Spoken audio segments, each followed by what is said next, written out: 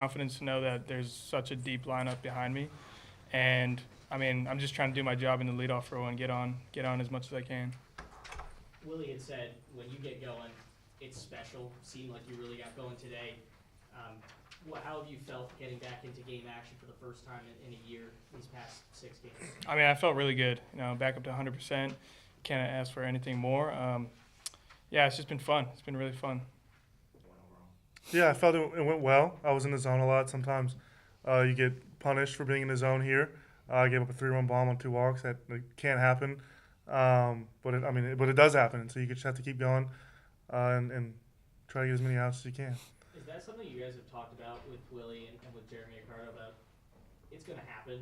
You just got to move on from it. Throwing the ball in the zone here it's going to lead to big hits sometimes. Yeah, 100%. You learn the hard way quick here. The ball flies, and so yeah, you have to deal with it and just turn the page.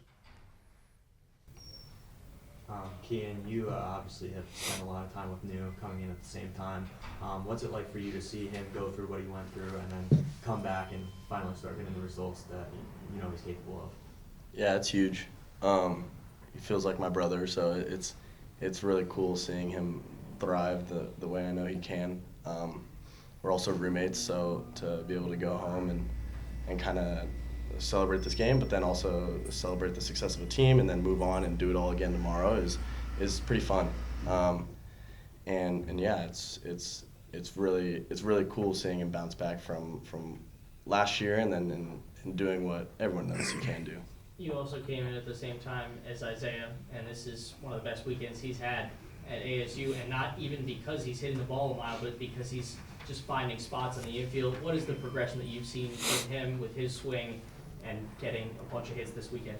It's huge. I mean, we all saw it freshman and sophomore year. Like, he has it in him to have weekends like this, and then even do better. So it's also cool. He's another one of my roommates, and it's just Brand's my other roommate. So it's really cool just having that house of success, I guess, and then and knowing that we continue to push each other to do better. So it's really cool watching them thrive. What's the vibe going to be in the house today? Probably pretty good, I'd assume. I don't know. It's not over. It's not over. Yeah. So like we're gonna go home, probably eat some food, and hit the deck. Maybe watch a show all together. But get back at it tomorrow. We got an early one tomorrow, so it's nothing crazy.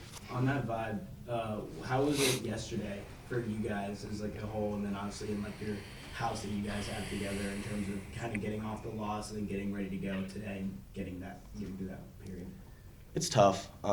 It's definitely tough, but it's baseball. Like we're all not prepared to lose, but like it happens, and it's about how you react and how you bounce back from something like that. So. And we showed it, and not just my house, but the entire team kind of bouncing back from yesterday's game. We knew that wasn't our kind of baseball, our style of baseball. So bouncing back the way we did was huge, and it only fires us up even more. New with obviously you being one of the leaders in this clubhouse, you've obviously kind of seen kind of the new faces show up with King and Garza obviously having opportunities today, but really over the course of the newcomers who have at least been in the lineup, what have you kind of just seen from the young guys who are trying to meld into the culture that you guys have built in over the first 6? I mean, they came ready to play. Like Harrison, he's been on the barrel for every at bat so far. I mean, and then, Beckett stepping in and just doing his job. Getting his first hit today.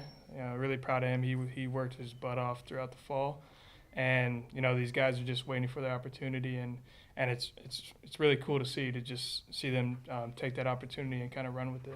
And Jack and Josh, you guys obviously saw last year the non-conference schedule with the 2 midweeks sometimes going into weekends. It's hard to manage a pitching staff this early and find out who's really going to be in what roles. How are you guys, now that you guys are kind of having a few days now, what's going to be the key to having this pitching staff stay healthy and stay pregnant with obviously, this series, but then UCLA and then obviously Minnesota?